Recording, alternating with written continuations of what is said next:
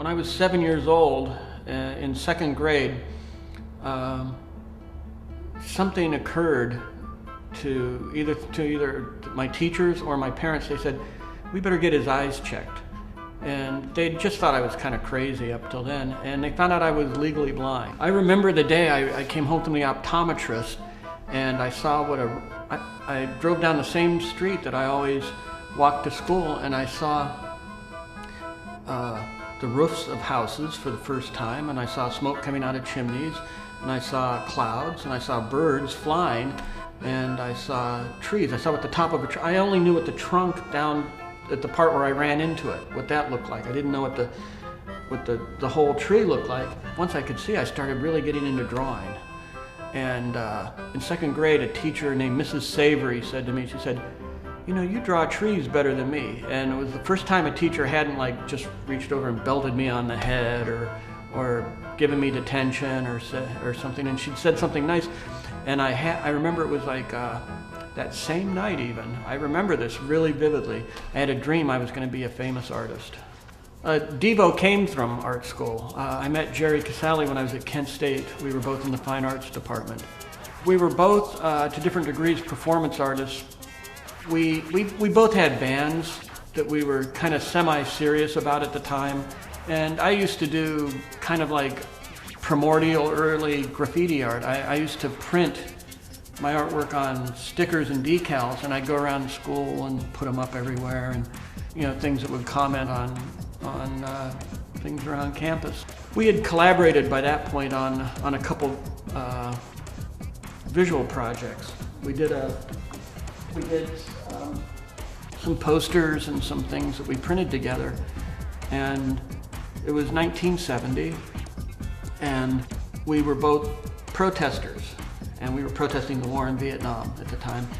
And one of the protests got out of hand, and they shot a bunch of kids. The National Guard shot some kids and killed them.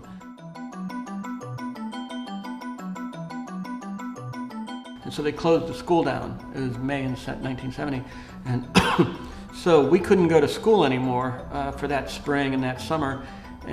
So instead what happened is Jerry would just come over to my place and we'd play music, and we started talking about what was going on in the world and what we saw around us, and we thought, well, evolution doesn't describe it right. This is what we see as de-evolution. And so we used music as kind of like our artistic medium at the time, and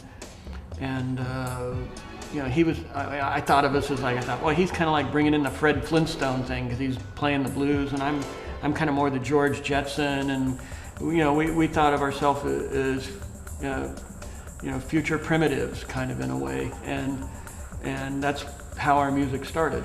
But it was also an excuse for us to be visual artists, and we made films while we were in Devo, and we did our own graphics and our own choreography. Starting about 1972, I started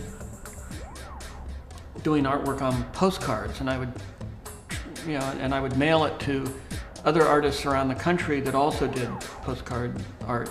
When Devo started performing, it turned into a diary. So the work I'm showing now is atypical in the sense that it's photography I've been working on.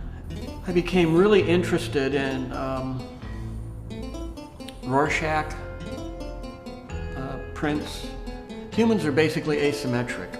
I mean, we have this lie of being a symmetric, you know, 2 arms, 2 legs, 2 eyes, 2 nostrils, you know, kind of body that's vaguely symmetrical, but just in the most generous term of symmetric. I started fooling around with mirrored images. Yeah, I became real interested in what happens when you take like half of a human face and you mirror it, because I found that humans tend to have a beautiful side and a dark side. I was able to come up with images that were very compelling, either through their grotesqueness or through their like weird beauty, where it was almost like creepy. I think when you do a mirror like that, when you look at a human, and you see a symmetry that wasn't there before. It's like I think people use their faces and their body to lie and to try and project things that they want to show. I think you can kind of bypass some of those lies and those projections and see deeper inside people when you split them in half. 15 or 16 years ago, I started a company doing music for TV and then film and commercials and games. And this building, for the first 15 or so years of its life, women came into these rooms here, and they laid on a little table and fell asleep and woke up with smaller noses and bigger breasts. All my neighbors, as soon as I painted it green, they came over and were yelling and screaming. I had like a dozen people here going, "Why did you paint it green?" I go, "Well, why'd you paint your place shitty tan?